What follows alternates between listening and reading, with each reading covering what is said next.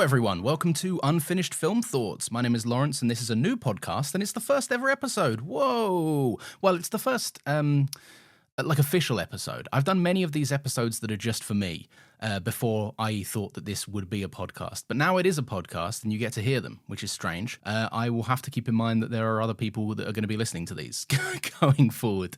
I did a little intro thing that's on the feed. You can listen to it, which basically kind of sums up the vibe of what this is. It's basically not going to be big polished reviews. It's not going to be enormously coherent theses on films and stuff. It's mostly just going to be me being like, what did I think about this film? And I've been waiting for a minute to start this, mostly because I was really, really waiting to watch a film that kind of threw me off guard. One that I kind of came out of the cinema or come out of like my living room watching it on the TV or whatever and was kind of like, what the hell do I think about this film? And I got that sooner than I expected. I've finally seen Marty Supreme and I was very, very confused for a hot moment there.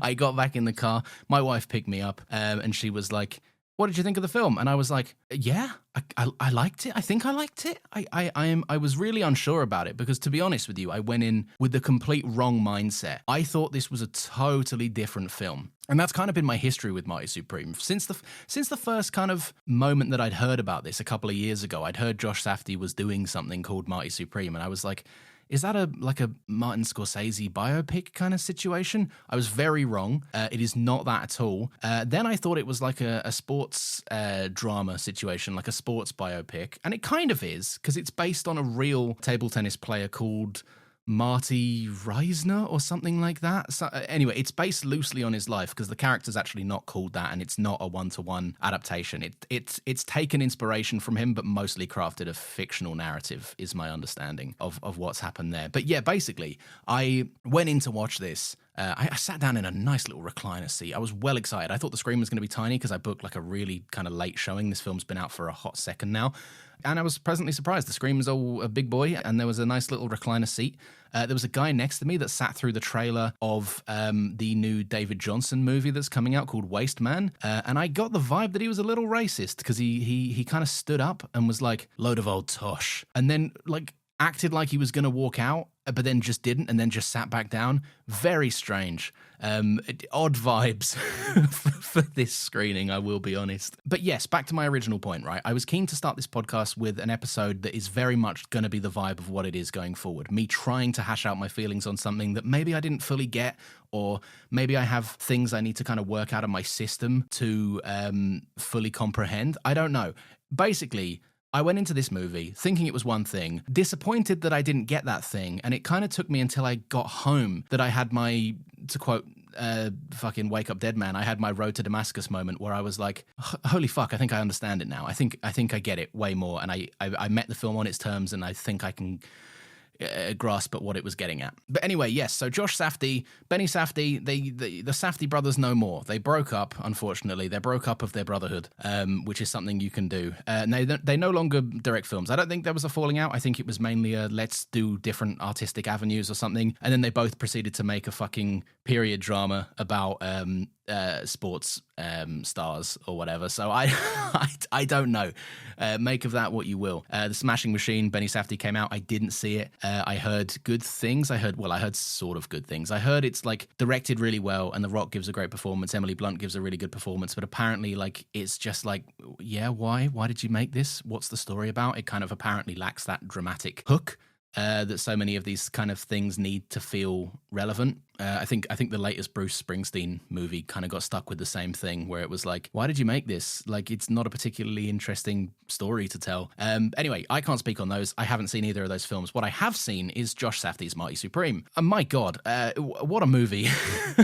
The first half of this really does lead you down that path thinking that it is this big kind of sprawling sports American epic. And then it transforms into something very, very different. Kind of after the first act, it takes a path and it kind of really doesn't get back on the path of a sports movie until like almost the last 20 minutes, and I was not fully prepared for that. So that was kind of my knee-jerk reaction coming out of the cinema. I was very much like, oh, okay. Everything I was kind of taught to expect about this was not what I got, and now I don't know what I think, and I don't know where I stand with it. But I have come around on it. a lot. I really like this fucking movie. I think this is a film ultimately about becoming an adult, especially on the precipice of entering like what will undoubtedly be this more mature chapter in your life. I think it's also dealing with how you can kind of come to terms with the fact that life goals maybe won't turn out the way you dreamed. I think ultimately this film is expressing one thing very clearly and very aggressively, because this film is fucking frenetic and intense and anxiety inducing, but it's kind of working on the core ethos that is, can you achieve everything you wanted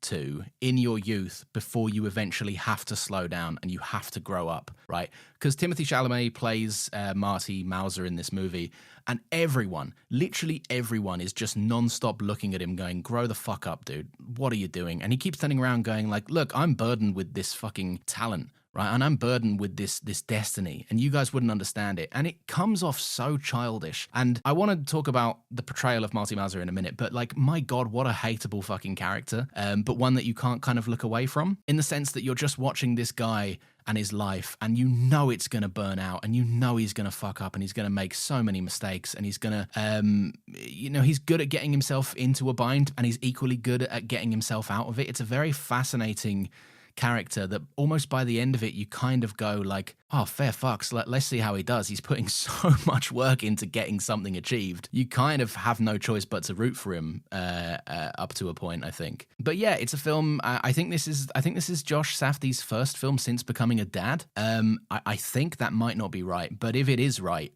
you can tell because it is very, very much influenced by that sense of incoming and immediate responsibility and this enormous life change that structures and reshapes everything in terms of your life and the priorities that you kind of hold close. I will say on the Safdie brothers movies, like I said, I haven't seen The Smashing Machine, but I have seen Good Time with Robert Pattinson. It's a fucking amazing movie, so good. And Benny Safdie's in that as well. And I have also seen Uncut Gems, obviously Adam Sandler, crazy movie, just non-stop. If I'm honest, Uncut Gems was a little less my speed. I kind of felt there's a relentlessness to that film that you've kind of really got to be in a specific mood to watch it. I think I've seen it the one time and I was like, yeah, it's undeniable in this sense that you can tell so much craft and so much care went into the making of it. But at the same time, it just fairly and squarely wasn't for me, right? Too much going on, too loud, too bombastic, too in your face. And that's very much the Safdie way. Very much their movies are known for this frenetic cast, this frenetic energy, this relentless pace, this greasiness, this dirtiness, this griminess, this black comedy, typically set in or around New York. And some of their protagonists are genuinely just despicable fucking shit faces. Like, Robert Pattinson in Good Time, I've never wanted to attack a fictional character more in my life. Like, if I saw Robert Pattinson, there'd be a part of me, instinctually, that remembers his role in Good Time and thinks, no, I don't like you. I don't trust you. Despite the fact it's, one of the nicest people, one of the nicest celebrities ever, by all accounts, Robert Pattinson, there'd be a part of me that would have this Pavlovian response that just wanted to attack him for all the things he put people through in that film. But yeah, so like I say, their movies, they've been hit and miss for me. I really like Good Time. I didn't so much care for Uncut Gems, despite the fact that it is obviously an amazing achievement. I do really appreciate that this film leans out of that chaos a little bit. Like, it's still very much a Safdie film, don't get me wrong, but at the same time, it doesn't go at 100 miles an hour 24/7. It definitely has this element of being overly stuffed that all the Safdie movies have, where there is 7,000 plots going on at any one time. And I've heard a lot of people critique this movie and say that the overstuffing did become a problem for them, but I don't necessarily see that, if I'm honest. Like, when I came out of this and I kind of read some people's opinions and checked out some reviews on Letterboxd and read some stuff and heard some stuff, very quickly, the main criticism I always heard was that there is just too much going on in this, and I don't agree. I think there is a nice focus to this movie, right? And I think that's a testament to the editing. I think this was edited again by Josh Safdie, who again I think does a lot of his own movies, and also Ronald Braunstein, who co-wrote the movie alongside Josh Safdie as well. There are so many plot points in this, yes, but they are constantly bolstered by the performance that Timothée Chalamet is giving, but also this clear and direct focus. The reason it doesn't come over as overwhelming is because they are all in service of one primary goal, right? This movie is at its crux about getting one guy to Japan to become the world champion at fucking table tennis, right? That's the entire film. If that sounds like a thing that you might want to check out of, do not watch this film. It is relentlessly that, and it's all about the kind of trials and tribulations he has trying to make enough money to get there, trying to convince enough people in his life to back him. He's gotten so many people into tight spots. It's how he gets those people out of the spots so that he can continue to manipulate them for his own gain. There's an energy to this. There is an absolute energy to this, and I can see why people do think it's too much, but I think it's so locked in to the central goal, to the central plot and the premise. And the character's motivations are so clear, and they're not wishy-washy in the slightest. Everything the character does and every action the film seems to take, even though sometimes it may deviate from the central plot, it's all in service of the one goal. And it's almost like you feel the character's frustrations as the deviations happen. The audience and the character are kind of one-to-one with each other, saying, like, can we get back to the stuff?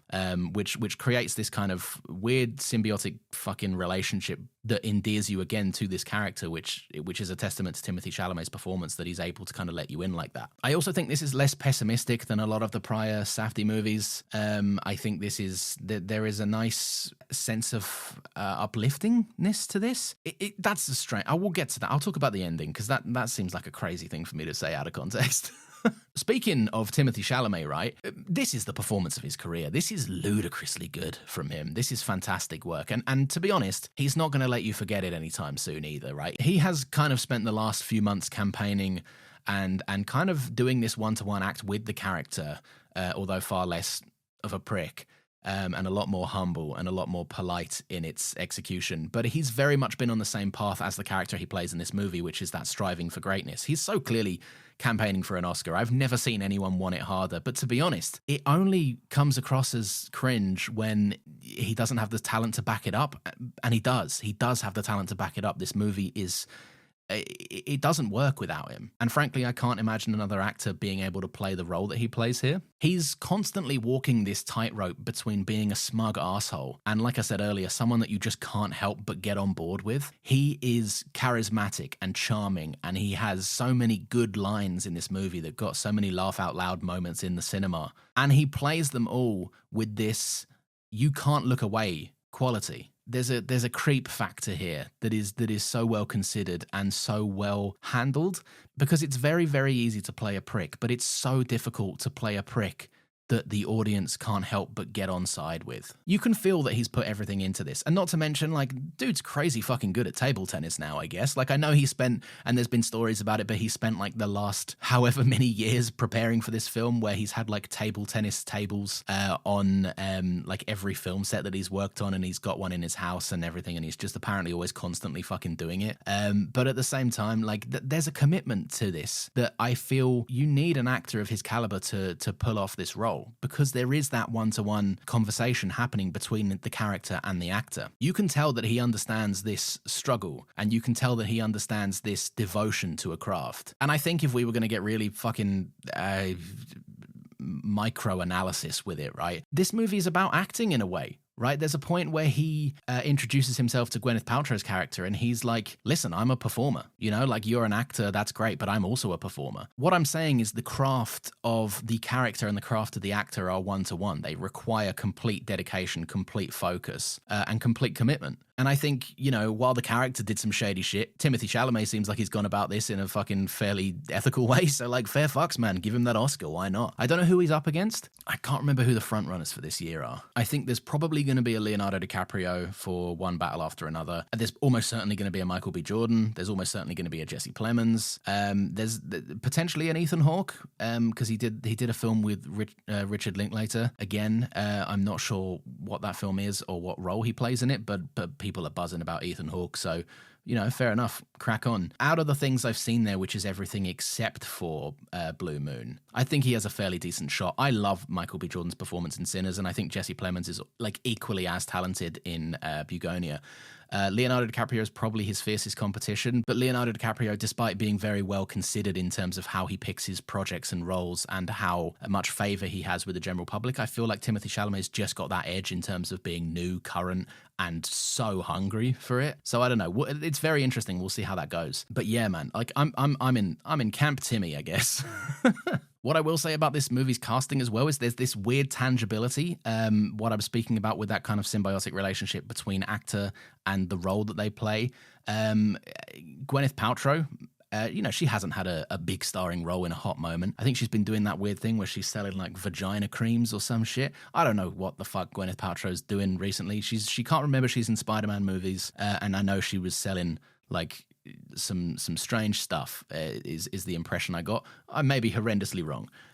But anyway, she hasn't had a big role for a hot moment, and this movie has her play a character who is this. The movie's set in the 50s. This was a big star in like the mid to late 30s. So she's portrayed as being a little bit past her prime, but very much still has this hunger to be a performer and to feel desired and to feel wanted and to feel respected in the craft, but kind of having to stoop to these roles that are beneath her. I don't think that last thing of Gwyneth Paltrow, but I will say that there is an interesting element where they are both playing people whose maybe peak career years are behind them. That sounds like a burn on Gwyneth Paltrow, by the way. It's not meant to be. She's phenomenal in this. She's really, really, really good. She adds a great sense of gravitas to it, and she very much serves as a grounding force to the chaos of the movie. Something else I had no idea about is Kevin O'Leary is apparently a big American businessman. Apparently he's on like the American Dragon's Den, whatever that is. I think it's Shark something, I don't fucking know, but like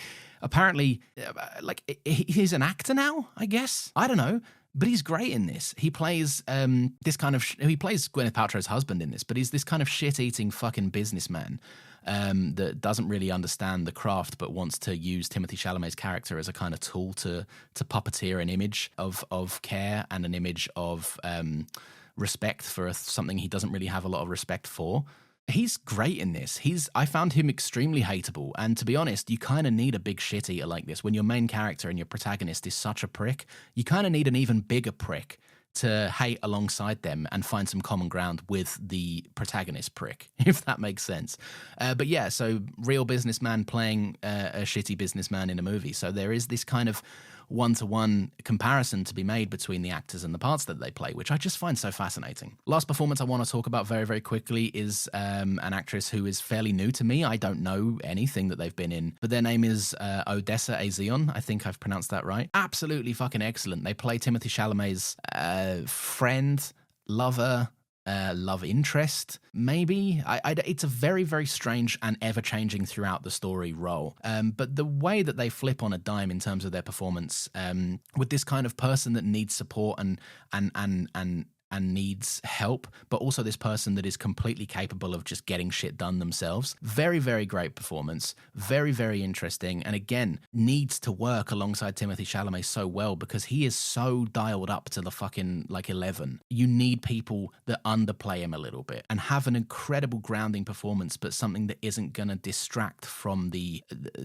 obvious spotlight that is on Timothée Chalamet. But they need to have enough of a presence in the movie to be able to bring him back down to fucking like a level playing field when he needs to have a moment to sit in an emotional moment, and he needs to have a moment to take a beat and let the story kind of wash over him before he then spits out his next one-liner and goes back to being 100 miles an hour again. I think they specifically do a very, very great job in scenes with Timothée Chalamet, and it's kind of just them two, because when the film is just highlighting them two and their relationship, it is very much communicating the point that Timothée Chalamet's character Marty just pushes away the things that tether him to a grounded reality because he can't stop, he can't slow down, because if he is not constantly operating at 100% and if he's not constantly kind of subscribing to the delusions in his mind that he is going to be the fucking chosen one, which is even a paper article that's written about him. If he can't imagine himself there, he's terrified of what his life looks like if he slows down, becomes this person's partner, becomes the father of the child.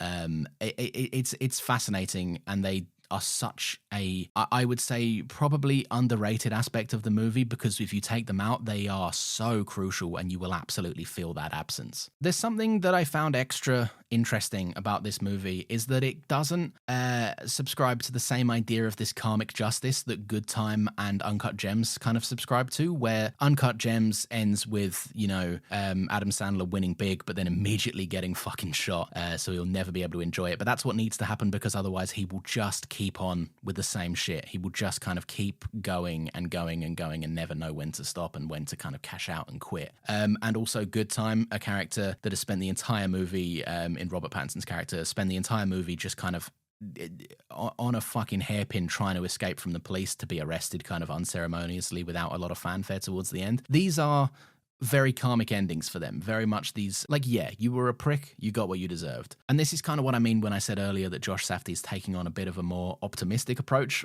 with how he ended this film. He spends the entire movie not acknowledging his son. He says some horrendously hurtful things to the character Rachel, where he just says, like, she's been trying to trap me since we were kids. Like, she got herself into a bad marriage and she wants me as a meal ticket out of here. She knows I'm going to be this big star. She wants me to provide for her. Despite the fact that this dude is literally fucking, like, getting spanked to get on a plane, and he's degrading himself in every possible way just to make ends meet.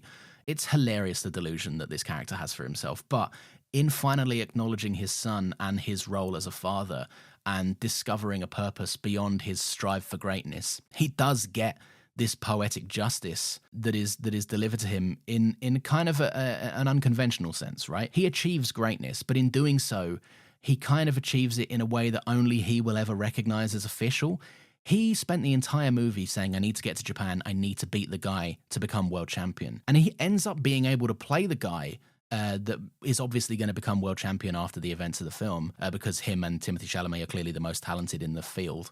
But he doesn't play him in an official capacity. He's denied entrance to the world championships. He's not allowed on account of his prior behavior, which was just being a prick, got fined, didn't pay it, and just a general lack of respect. So there's a consequence there that is very, very interesting. But he still gets to play him. He still gets to prove to himself that if it came down to it, if he was allowed in that room, he would be able to beat this guy. And he would have been the world champion had he had the moment, and had he had taken life, and had he approached life in a different way and come at it from a more respectful approach, and not made so many enemies and burnt so many bridges. He did beat this guy who will inevitably turn out to be a world champion. And what I love so much about this is that the movie pre-establishes that this game has 2 matches, and the first one is rigged, and he spends a long time trying to convince the crowd to let him play a real match so that he can just find out for himself. And he gets it, and he wins, but he just about wins. And there's this element of, like, I wonder, did the crowd go on just believing it was another rigged game? Does he achieve exactly what he sets out to do in winning and beating the best in the sport? But there is this poetic justice in the sense that the world will refuse to acknowledge it. He will have succeeded, but the world will never adore him in the way that he initially wanted. He'll never have the fame. Instead, he receives something far more personal, which is a victory for no one's benefit other than his own. He won't be able to brag about this. He won't be on the fucking cover of cereal boxes like he's boasting that he would earlier. But he will have achieved the mental clarity of knowing that he completed a goal, even if it's not the same way he set out to achieve it. It's a very, very interesting ending, and it's very, very lovely in the sense that he will go on to be a father to this kid. He has grown up. He has spent the entire runtime of the movie heeding people's warnings that if you don't learn to fucking grow up, life's going to smack you and you're going to be forced to. And he gets that smack, and it levels him, and he calms himself down. And when he first acknowledges his son and goes to see his son through the glass, it's gorgeous. There is this level of detachment through the glass that he has been holding his son and the acknowledgement of his family at arm's length. And when his son is properly presented to him, he is finally ready to be in a place to accept it, and to accept that his dreams won't come to fruition, but instead he's been given an opportunity of another life and a different path that he had no respect for, and frankly, maybe even doesn't deserve, but life has given him a second chance, and he sure as shit needs to fucking take it. Otherwise, he loses himself, like Robert Pattinson's character in those two prior Safdie films. There's also a deep sympathy that you can kind of have with him as a Jewish kid, kind of in New York, in the 50s. He's dirt poor. He's coming into his prime years in a post-World War II landscape. His country are never going to have the same grace for him that Endo's character, that his country have for him, right? That is the Japanese world champion that he ends up beating in a private match. Yeah, they deify him. They worship him as a god. You know, that he took down the fucking American outlier that was coming in to kind of commercialize the sport. And he'll never, ever get that same satisfaction of feeling that love from your country, that widespread sense of acceptance. He'll just never know it. It's a fascinatingly interesting movie, genuinely. And to talk about the more practical elements of it for a moment, and this is where I can feel people switch off, and that's fine if you don't care about this kind of stuff, but I do, and I find it really hard to talk about films without talking about how the direction and how the cinematography and the production design and the scoring and all of that stuff ties into it and makes it this full and rich final product. I find it really hard to talk about movies without talking about that aspect, so please indulge me, or don't, it's fine. There is this fantastic harsh lighting throughout the film, this cinematography that kind of avoids glamorizing the actors.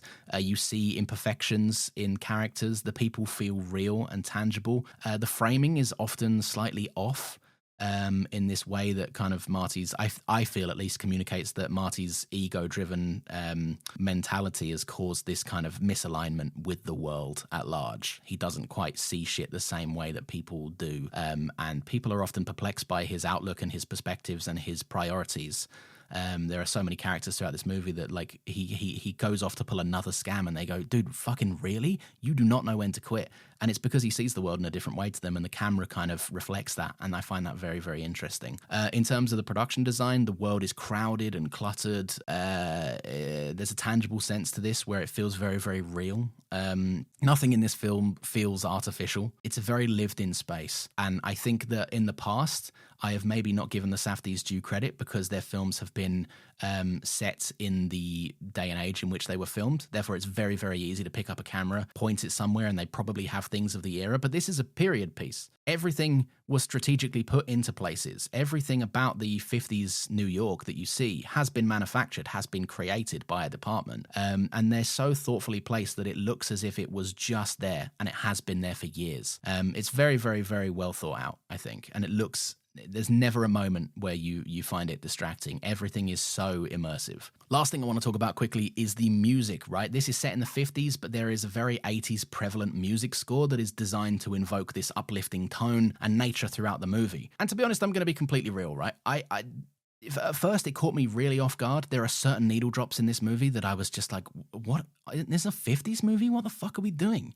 Where's the Elvis and that kind of shit? Where's the Buddy Holly? Where's that kind of stuff, right? Where's Peggy Sue and every day it's a getting close? Where's all that stuff, right?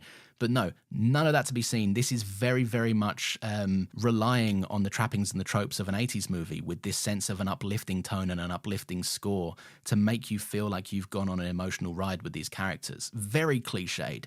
And to be honest, I found it quite refreshing to have the music, which is the absolute engine behind the pace of the film. I found it quite refreshing that it was honestly leading me through these moments with a wink and a nod, right? Everyone in this film is relentlessly lying. It's an extremely dishonest film. People are concealing their true identities. People are concealing their true natures. And so for the music to feel so incredibly open and honest about what it's trying to communicate to the audience, it felt like I was in on the joke a little bit with them. I mean, just to talk about some of the obvious tracks in the movie, right? Tears for Fears coming in with change, right? It's fundamentally a movie about this change. This is a film that is set between the conception of a child and the birth of a child, and the movie's plot is entirely about how the father of this child becomes an entirely different man from conception to birth, right? By the time this kid is born, this character has gone on such a journey, may as well be a completely different dad. Alphaville, forever young, this character lives like there is no tomorrow. That's, I feel, very, very clear. Everybody's got to learn sometime. This is a movie where he is consistently humbled throughout the entire thing. He is constantly taught lessons and faced with limitations. And so many times he gets out of them by the skin of his teeth, but eventually it starts to beat him down too much to the point where there is just no working around it.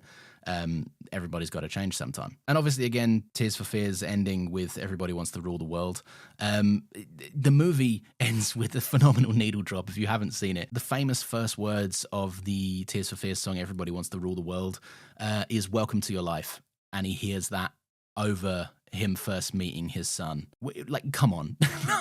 Come on. What are we doing here, you know? It's effective. It's great. I will say this has one of the craziest opening sequences of all time. The credits play out over literally watching sperm fertilize an egg. Insane choice. I could not fucking believe what I was watching within the first 5 to 10 minutes of the film too. I was like, Josh, Jesus Christ. That one choice is enough of a reason for Benny Safdie to not want to direct any movies with him again. But again, it was effective. I couldn't believe the fucking sheer balls on it, to be honest. It's such a wild swing for the fences, and fuck if it didn't catch me off guard and kind of make me respect the choice and the sheer weight of the choice and how much work probably went into getting that greenlit. So yeah, anyway, that's all I've kind of got on it, right? A genuinely gripping movie. Genuinely a very, very good and enjoyable time. Go and watch it if you can. It's people are calling it like an American epic. I don't think it necessarily has those kind of sweeping grand scales to it. It is very much set in a changing America and set at the precipice of a grand change in a sport that I didn't know about and, to be honest, still don't really care too much about. The only things I would call in this movie epic are the weight of the emotional journey of the character and the fucking seismic performances coming out of pretty much every actor involved with this. This is no small achievement. This is an enormous production that I think is more personal than a lot of people are giving it credit for. And I loved it, if I'm honest. When I reevaluated it in my brain, I really, really came to enjoy this. I can't wait to see what Timothée Chalamet does next. I can't wait to see what Josh Safdie does next. I hope I've put them on your radar, those two incredibly famous and successful people. So, how I'm going to end these, I've decided, is by just offering a little difference of opinion. This is a fun game I always play with myself anyway. When I like a film, like when I come out and be like, yeah, that's a 5-star banger right there, I often go and find a little half-star review on Letterboxd just to hear what, hear a different perspective, see what other people think. And there are so many bad reviews for this movie. One of them called it slop at one point, and I was thinking, that's not how that word's used. I wouldn't call this slop. It's very well thought out. But anyway, this one that I really, really like, it is from the Letterboxd user Vienna's Waiting. They've given Marty Supreme a half-star review, and I actually had to translate this from French. So the rough English translation of this French review comes out as 10 minutes of ping pong. I don't care about the dog and the MILF storyline. I will say there is an incredibly distressing storyline involving a dog in this movie. All ends relatively okay for the dog without giving too much away, even though I've spoiled everything else in the movie. But the dog thing had me particularly hooked. But also to the discredit of just calling Gwyneth Paltrow the MILF, when her storyline is so grounding and so human and so sympathetic, I think. And also how immune she is to Timothée Chalamet's bullshit in this. Like, Marty spends the entire movie trying to manipulate her, and she's like, I don't give a fuck. I can see through this. I'm not a moron. I found that incredibly engaging. They are absolutely right about the 10 minutes of ping pong, though. The first, well, no, not literally, but the first 20 minutes of this movie lead you to believe it's going to be a wildly different movie. And I will say it comes across more Challengers-esque in the way that it's less about the sport and more about what the sport means to the characters. But I'd be lying if I said it didn't frame an absolutely fucking incredible backdrop for it serves as an amazing canvas for the story in which to tell its plot, to tell its story. That didn't make sense, but you get it. You know what I think you know what I mean by that. I hope you do anyway. Also, there's an amazing bit where someone smacks a ping pong ball into Timothée Chalamet, and he kind of almost catches it with his mouth and blows it in the air. And I just want to say that I can do that same thing with a Malteser. Maybe not if someone's dashing it at my head, but I can put a Malteser on my lips, blow it into the air, and have it levitate above me a little bit. So me and Marty Supreme, We are kindred spirits, you might say. Anyway, thank you so much for listening to this. We have a whole bunch of podcasts on this network. I am the host of another podcast called Still Got Legs, where you can go and listen to me talk about Doctor Who if you're, for whatever reason, interested in that. I host that with my lovely, cherished friend Nathan Bauer, and that comes out every single Monday at 10 a.m. We have loads of other podcasts on the network as well. The Fishing Trip Files is a Gavin and Stacey rewatch podcast that is wrapping up fairly soon, so go and get it while the going's good. Talking Pictures podcast, my beautiful boys David and Brian, they're always chatting about movies on there. A lot of new releases, a lot of classics, a lot of bonus episodes, favorite Star Wars characters, all that kind of good stuff, right? Go check out all of that. And if you are feeling so lovely, you can give me a little follow. I am on Instagram at Unfinished Film Thoughts, or you can follow me on my personal Instagram, which is Lawrence_Heisey, all of which is linked below. Check it out, or don't. It's entirely up to you. But thank you so much for listening. Thank you so much for hopefully enjoying. And let me know if there's anything specific you want me to talk about. I'm down for topic episodes. I'm down for general discussion amongst myself anyway. Episodes about like particular topics that I think have, any particular interest to them. The Oscars are coming up. I'll be probably talking about some of that stuff. But most importantly, I'm just going to be chatting about whatever movie that tickles my pickle for whatever week or whatever day I end up posting these. But anyway, yeah, thank you so much. Have a lovely rest of your day. Thank you for letting me be a small part of it, talking about movies, just blabbering your ear off, right? I'll be back with some more stuff whenever I feel like it. It will be somewhat consistent because I am often wanting to aggressively shout about movies. So thank you for your indulgence, and I will see you next time.